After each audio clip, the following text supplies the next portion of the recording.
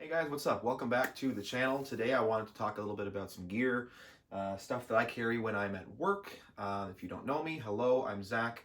I just recently graduated from paramedic school in the fall, and I've been working as a ground paramedic since November.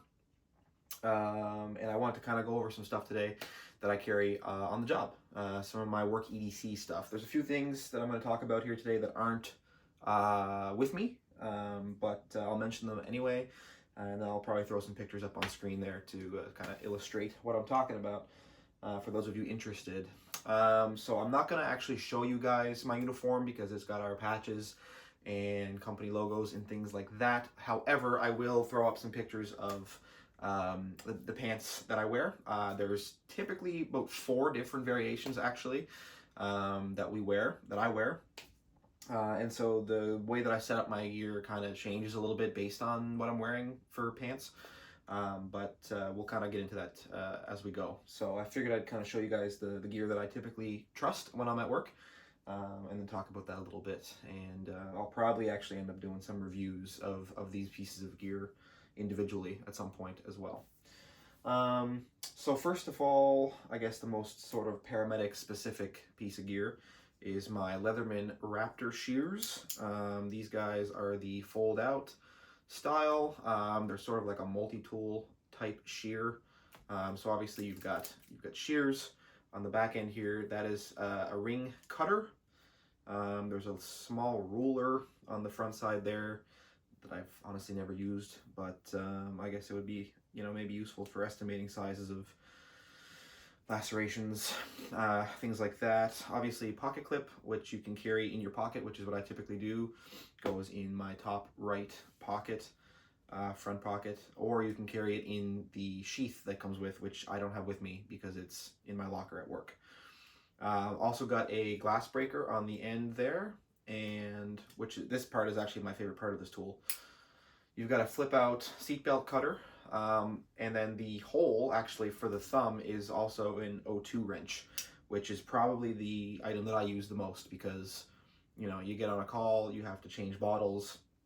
For some reason, if you forget to open the bottle at the start of your shift or whatever, having that is great because at my agency, the way they set our bottles up is the bottle goes in a carry bag with the regulator on.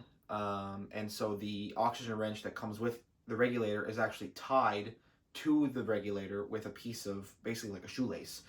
So if you start to turn that around and around, it just gets wrapped up around itself, and it's horrible to try to use, especially if you're in a kind of a stressful situation. So that is absolutely invaluable to me, and it's probably the thing that I use the most. Next up, I have, obviously, if you've been around for a bit, if you've watched any of my old videos, I collect pocket knives, love knives, flashlights, all the stuff that we're going to be talking about here. So I actually have a dedicated knife that I use only for work because I just don't want to spread germs around my other gear that I carry on my person on a daily basis if I'm using it at work. So this is my Spyderco Tenacious Lightweight, all blacked out, black blade, black clip, black hardware. I actually really like this thing. When I first got it, it was a little stiff. It was a little bit kind of, I wasn't super sure about it. It's kind of one of the cheaper Spydercos. I've been a Spyderco fanboy for a very long time, but typically I kind of buy more of their higher end stuff. But this really impressed me. After it's been worked in, it is very smooth. I mean, I can drop shut it. It's very substantial. It actually has full stainless steel liners in here, unlike some of their other lightweight models that I've had before, which I didn't love because they felt a little bit cheap in my opinion with just the plastic. But with those stainless steel liners, it gives it a nice weight, a nice feel, and this is great. So this typically rides in my right side cargo pocket, and this is pretty much universal for no matter what pair of pants I'm wearing. The only time that changes is if I'm wearing my 511 tack light pants, and in that case I actually don't carry these. I carry just a regular pair of shears because they have like that external shears pocket, and this goes in my top front right pocket. But if I'm wearing, so the other pairs of pants that we typically wear are First Tactical V2 pants, or there's 2 different variations of Flying Cross pants, which are basically just cargo pants, both pairs. And so any of those, I carry my gear in this setup with the Raptors.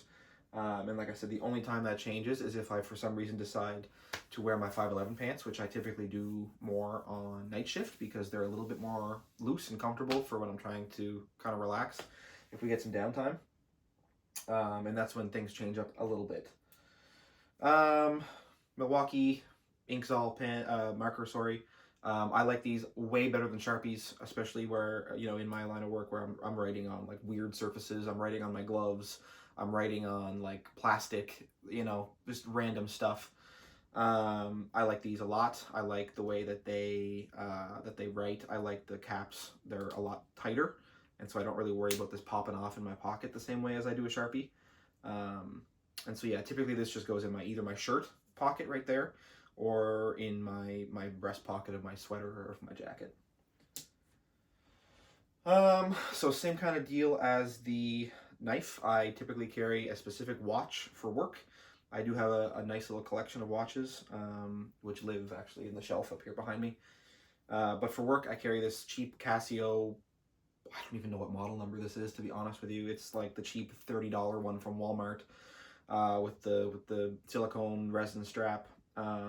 It's great for work. It's very simple. It shows me the date and time. It's got a stopwatch. It's got a timer on it, for checking heart rates and breathing and things like that. And it's super easy to clean because the whole thing's plastic. So there we go. And then so flashlights. Flashlights are an area where I kind of change up quite a bit. I've got quite a collection of flashlights at this point, and so I'll carry different lights kind of just depending on what I feel like carrying, to be honest with you. So the main three that I'll typically switch back and forth between is my old Through Night TN12, which is literally 10 years old. I've had this thing since I was 16. Showing some signs of wear, but this thing's a beast. It's fantastic. It's 1,000 lumens on turbo. It's a forward mode clicky, but it's just a great workhorse of a flashlight. And I still carry it quite often. It's great. The only downside to this light is the fact that it doesn't have instant access to strobe. So as a defensive option, it's bright, but to get to strobe, you have to get to this forward button and you gotta hold it. So it does get carried, just not quite as often as my other two. Which brings me to those. They are both Phoenix lights, which I absolutely love. Phoenix lights for tactical uses for work. The UI on these lights is as perfect as it can get, in my opinion. And like I said, I'm going to probably do reviews on both of these, but just to give you a quick rundown, this is the PD36R Pro. This is the PD35R. 36R Pro is a 21700 light. The PD35R is an 18650 light. So basically the exact same lights, the same designs, the same mode switching abilities. Both are onboard USB Type-C charging. The biggest difference is the size, obviously, and run times, because 18650 is a lot less of a capacity than 21700. But these are both dual tail switch lights, which means you have momentary, you have constant on, and then with that other button there, that's your mode switching. So when the light is on, you tap through to get to your different light settings, or when it's off, it's your instant strobe, which is, in both of these lights are the same.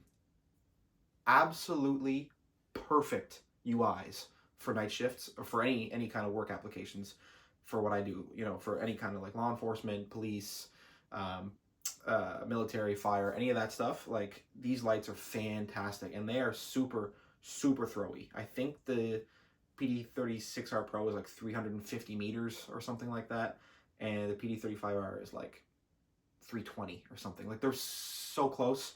It's really not that much of a difference. Great beam patterns. Absolutely love both of these. You'll notice that there's a bit of a difference in the pocket clips on these. This pocket clip on the 36R Pro is actually an Olight pocket clip from the Javelot. I liked it because it has the dual way clip, so you can put it on like a hat or something like that. And the 35R is just the one that Phoenix comes with. Yeah, like I said, both great lights. I carry them both really just kind of as I feel like it. There's really not an advantage or disadvantage for me personally over either one. They're great. The only thing I will say is the tail caps are quite different in their design. On the 35R, you've got these fins that kind of come up to protect that button from getting accidentally pressed. The 36R Pro does not have that. They are completely open. So I do prefer the design of the 35R for that reason. But honestly, it hasn't really been an issue for me. You know, I leave these, typically when they're in my pocket, I'll leave them on the eco mode, the lowest setting, just in case it does get bumped. But, because it did actually happen to me once with my TK16, and it melted a hole in my pocket, because I had it on turbo. But, yeah, because, I mean, you still have your instant access to turbo strobe with that other button. So, like I said, just a little bit of a different design there, but they're both great. Really no complaints. We'll do reviews on these at some point. Other than that, when I'm on shift, I do carry my radio, which is a Motorola APX 8000 with the speaker mic. Lately, I've been carrying it in a Boston leather sling. I also tend to carry a duty belt sometimes. Typically what I'll do is I'll carry the duty belt in the summertime. I carry the radio strap in the wintertime, because when I'm wearing jackets and sweaters, I don't like how it bunches up on my belt when I'm wearing the duty belt. So I kind of transition over to the radio strap.